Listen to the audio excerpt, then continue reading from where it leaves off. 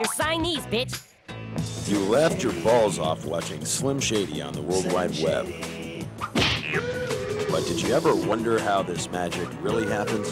Word the fuck up, man. No talent, punks. What the fuck am I talking about? I'm doing voiceovers right now. Don't push your fucking luck. That's easy. I just want you kids to play Chutes and Ladders with me. Take that, bitch. Motherfucker! Hey, yo, what's cracking, bitch?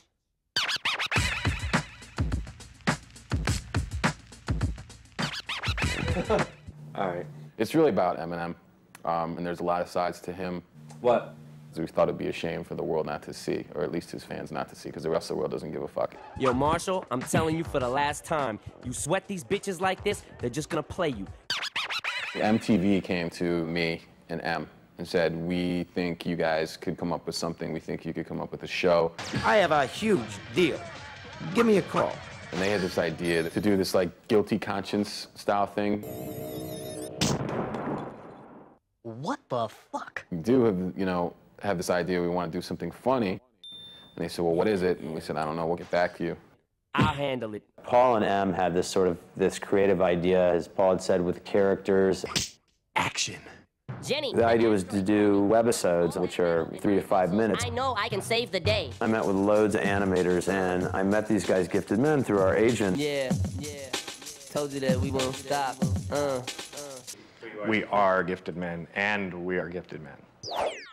Disgusting. We basically co-produced the show. We wrote the theme song, do the animation. They had 2 shows that were already on the web. We were just kind of running this chicken shack sweatshop in Hollywood that cranked cartoons out.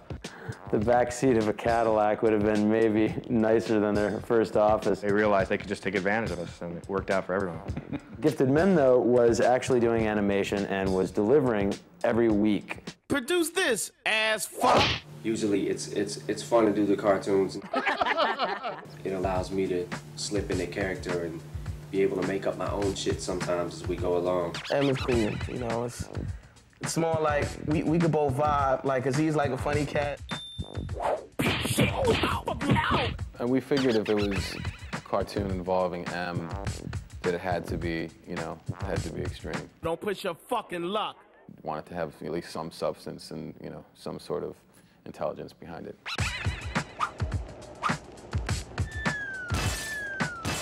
We wanted it sort of to be like a dysfunctional Happy Days. We actually went through a slew of different writers, and, you know, it had to be high-quality stuff. Matt got it and knew what we were trying to do with it. That's the price of initiation, my man.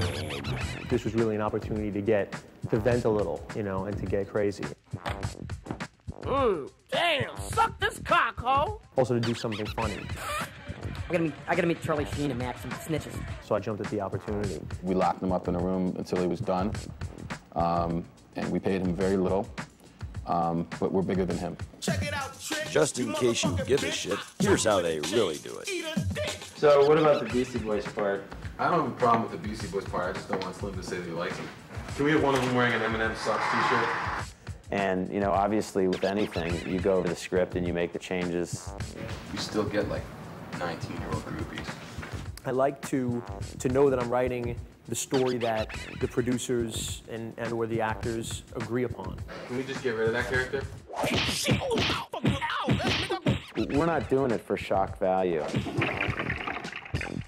We just kind of say what people are thinking. The guy who we have writing the series often comes up with some ideas on who to pick on. You know, every time he sees some overhyped bullshit celebrities, gotta beat him down? Sometimes I think it's just people that he particularly doesn't care for. All right, big guy, let's dispense with the reality check. So there's not even anything personal by it. Step off, G-Dog!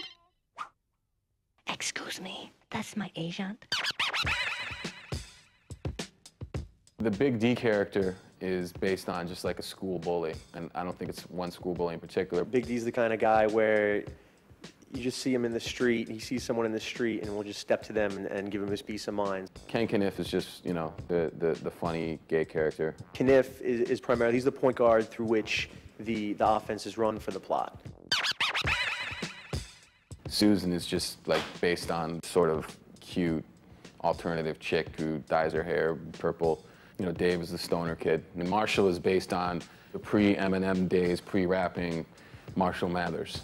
Usually I do Marshall, I do Slim, I do Ken Kniff. He's adorable. I usually try like a lot of the guest, little guest appearances and shit. I usually try them. If I can't get them, then somebody else will get them. I'm a jack of all trades, master of none. To do the voiceovers, I don't gotta get into character. Like, there's no like little ritual I go through or anything. It's not like I gotta sit there and amp myself to do it. You see the line and just run with it. He looks like a narc. Hold on, talk about this on. He looks like a narc. Call me Screech. I'm new in town. Hey, can you show me where room 203 is? Everybody's always relating something to a movie or a part. I saw you in that movie, The Beach, biatch, and you suck too, motherfucker. I like the D character. Don't ever click the fucking channel, you goddamn bitch. They do that with it. Man, don't ever click when you were doing that one. I do all kind of characters, but as far as, you know, how much they pay.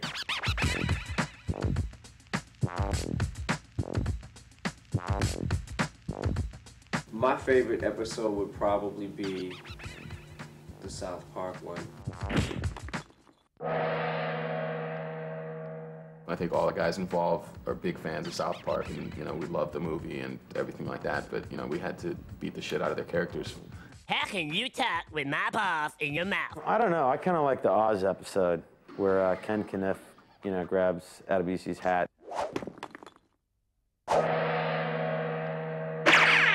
When I beat up Maze. Yeah. Motherfucker, check it out, Trick. You motherfucking bitch. I'll choke you with a chain. Eat him. And the Marshall dream sequence is a personal favorite.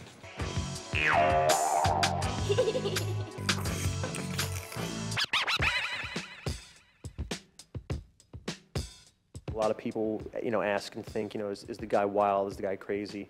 You can just tell from the sophistication of his lyrics. If I read a script and I'm not feeling it, then I'm not gonna do That it. anyone who puts that amount of time and quality, you know, into his songs, that work ethic carries over into, you know, I assume all of his creative endeavors. Yeah, a lot of people say that people are made fun of, and it's obviously stretches these bounds, but to me, it's a funny show. As long as it If it wasn't funny, then we wouldn't want to do it. We wouldn't want to be involved. Yeah. Man, shut the fuck up. We actually did one episode that everybody agreed just didn't work. It's that punk Slim Shady again. The first script was wrote by gifted men. Shit happens. It just really didn't really fit in with the sensibility of what we were trying to do with the cartoon. Nothing sweeter than a mother's love. And wanted it to be, you know, more goofy, more South Park style. Yeah, whatever. Half of the pilot episode ended up being used. Check it out, Dave. There was like a fart joke that was used. Yeah, too. that too.